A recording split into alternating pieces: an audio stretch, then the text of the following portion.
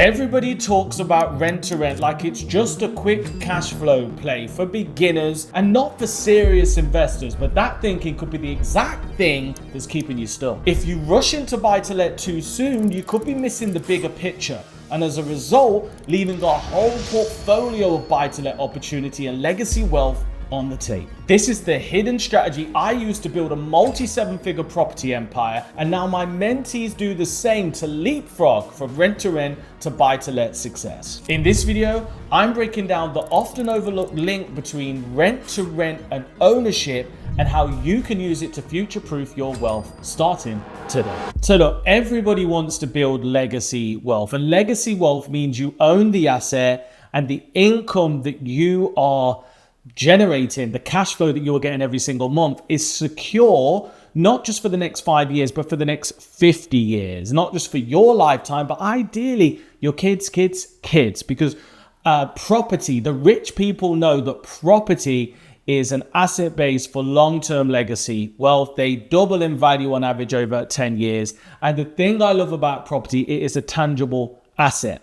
But the biggest challenge, if you want to get into buy to let, is what? Well, it is, of course, most of the issue we've got, looks like a tomato head, is that we've not got the money. And if you don't have the money, it's very hard to replace your income or build a sizable portfolio worth your time. Because here's the thing, I've always been big about, I don't just want to get a deal or two, I want to change my family's life. I want to change my lifestyle. I want to change my security. I want to change my family's lifestyle, right? But the biggest issue is if you are earning 5K per month, let's say you're earning 5K per month, you may need, you're probably going to need 5 houses, You're going to need 5 of these bad boys. And in a lot of areas, you might end up needing £500,000 as seed investment. It's not going to happen. But when I realized this, everything changed, right? Everything changed. I realized that the thing I really want at the beginning is cash flow, right? The thing I really want is cash flow. So this is the average sort of timeline of a rent-to-rent deal. My average rent-to-rent deal lasts for 5 years. And the beautiful thing about it is the first stage to any rent-to-rent deal is to acquire the asset. The second stage is we want to cash flow the asset. Now, interestingly, whether you buy or just control the property, we get the cash flow, right? So it doesn't really matter. It just so happens this needs more money and this needs less money, right? But we get the same end result, which is cash flow. But here is the thing I found from doing over 70 rent-to-rent deals myself and working with hundreds of people now, if not thousands, to generate over £100 million of cash flow. I realized that at some stage in this 5 years, in fact, I can't use red, I've got to use blue. What do you think's going to happen? Well, I'm going to get a phone call, say here, from the landlord who now wants to sell. They want to exit. And who do you think they're going to ask first? Well, they're going to ask me first for 2 reasons. Reason number 1, I've got a piece of paper which shows that, I essentially control the property for 5 years. So they need my permission to sell it anyway. But the second thing, a most important thing is now what we can do is we have the option of buying this property. But the beautiful thing is I've now had, let's say, 3 years of cash flow. Now, sometimes 3 years cash flow, let's just say, I'm going to give myself easy maths. Let's say, for example, I'm earning £1,500 a month off this property for 3 years. That's 18K per year times 3, 8, 16, 24, that's 54K. Sometimes this money is enough to buy the asset. Wow. So what's happened is I've started off acquiring this property for, let's just say, 5K. I build up cash flow, I build up momentum, and then when they're ready to sell, I've used the cash flow from their property to ultimately buy it. And when I realized this, everything changed, because I started looking at rent to rent as a vehicle to get to my end goal. And essentially, I'd done over 70 deals and was just able to acquire, and build a large portfolio. So this is my 5-year rent to rent blueprint, okay, that can get you from basically 0 to a nice BRR portfolio for legacy wealth. So here's the thing, right? Let's just say that's year 1, that's year 2, that's year 3, that's year 4. The first 12 months are going to be about, all right, they're going to be about getting from 0 to 10K per month. And I like to call this phase 1 start. So this is when you're going to start your business. We're looking to scale you up from 0 to £10,000 per month profit. Really, really key. Now, once you hit that 10K per month, what we're going to do in year 2 is we then want to begin to scale, because you've got a proven formula. So now you can get from 10 to 30K. So notice how year 1 is the hardest year, because you've got to go from 0 to 10K from a standing start. By the time you've got proof of concept, you're then going from 10 to 30,000 pound per month, which is absolutely fantastic. Now, when we get to year 3, this is going to be where it's really at. By the way, it's important for me to know, during this scale stage, you want to start removing yourself from the business and freeing up your time. Because what's going to happen is when you start, you're going to be reinvesting all the money to scale. About here, okay, this should be where you're basically, this is going to be where you're free. So at this point, this is when I retired my partner. This is when I went all in on this. This is when I really started to move things forward. When I got to around here, okay, it was time to start looking after family. So this is when I could start really collaborating with family, getting mum out of work, looking after auntie in her retirement, getting the family involved as well. But here I'm removing myself from the business during that second phase.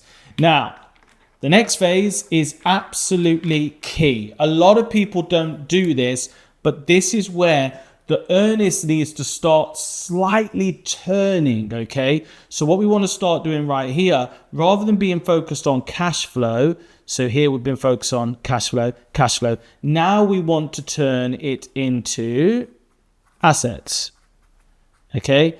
Now we want to turn it into assets. I call phase 3 secure or security. This is when you want to secure this cash flow for long-term legacy wealth. Because the problem you've got is if you just focus on cash flow and you get to the end of these 5 years without assets and you have to give the properties back, you've become free, but then you have to go backwards. You can't look after family no more. You do have to get back involved in the business. So phase 1 is start, 0 to 10. Phase 2 is scaling from 10 to 30,000 pound a month. Then we want to switch our attention from cash flow to assets and security. Now, this is really, really key. Stage 4 or phase 4 is a big one. This is when what we want to do is we actually want to diversify. Okay, we want to diversify. And what happens in stage 4 is when we diversify, we're not only going to be focused on assets, but we're always also going to be focused on cash flow. So now we combine the cash flow with the assets. And the whole point of doing this, right, is it's going to allow us to scale the assets further and start to plan, a potential BRR focused approach. Because some people want to do rent to rent for 3 years, 5 years, 10 years, 20 years. Some people would rather get to BRR freedom, where at this point you can outsource the management completely. FYI, I do not manage my owned property assets. I've completely outsourced that. So these make money completely passively without me doing anything. So in this stage here, we diversify, and it's very important that we have a strategy that requires zero investment. So in traditional rent to rent, we find a property and we need to invest. It's like a new shop. You've got to fit it out, get the stock. This is what happens in sort of initial phase rent to rent. When we get to phase 4, what I want to do now is I want to pivot. So I've got another income stream. So for example, I've got mentees that then focus on more of a management income as well. I've got mentees that focus on more of a sourcing strategy, because what this will do is it will allow you to have security, more cash flow that doesn't require investment. So then we can focus on stage 5, where you are going to further now scale your BRRs. So you go from scaling cash flow to scaling BRRs. Now, if you follow this process from 0 to 5 years, this is 5 years, obviously this is 0. At the end of the 5 years, you should be in a position where you're doing 10 grand a month off the properties you do own.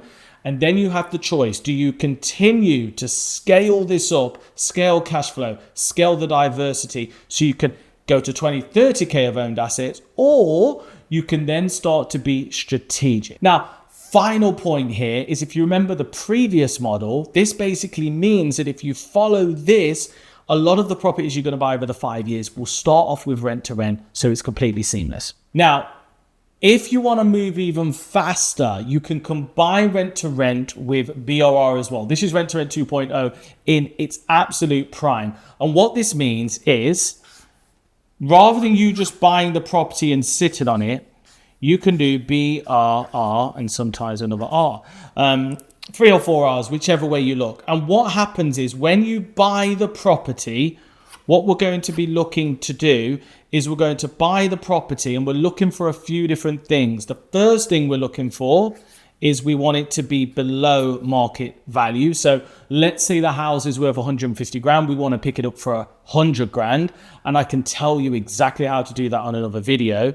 The second thing we're going to be looking for is we're going to be looking to do a refurb, okay, which is my second, R.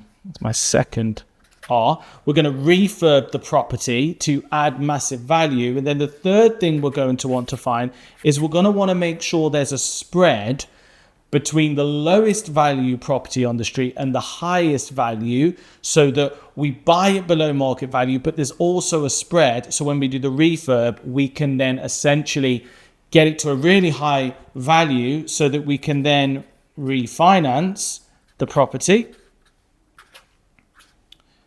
Okay, which is absolutely fantastic. We can refinance the property. We can rent it out, which means we keep the property. All right, you do not need to sell this property. You just rent it out, refinance it. These two can happen in either order. Some people like to rent the property, then refinance it. But to be honest with you, a lot of the time of residential property is like whatever. And then what we're going to do is we're going to repeat that process. Now, I've done a lot of these myself, but the great thing about it is, let's just say, take another piece of paper. Let's just say you start off with £50,000, okay? And let's say over here you are making 20K per month, okay? That's just happening recurring. That's happening recurring. Every single month you're making 20K from the rent to rent. Then you insert this 20K into a property, which is fantastic. You do what I've just described. What you may find is that you ideally, this is the holy grail, you could pull out this 50K. And then what happens is you can buy another house, but all the while, every single time you're making 20K, 20K, 20K, 20K, 20K, 20K. So what can happen is this starts to really snowball. And that's how you can buy 2, 3, 4, 5 properties a year. And the final tip I want to share with you, which is even better, if you can also do this, you are laughing all the way to the bank. And that is, what if I told you that this 50K, okay, could be from your rent-to-rent portfolio, it could be from your savings, but it also could be somebody else's money.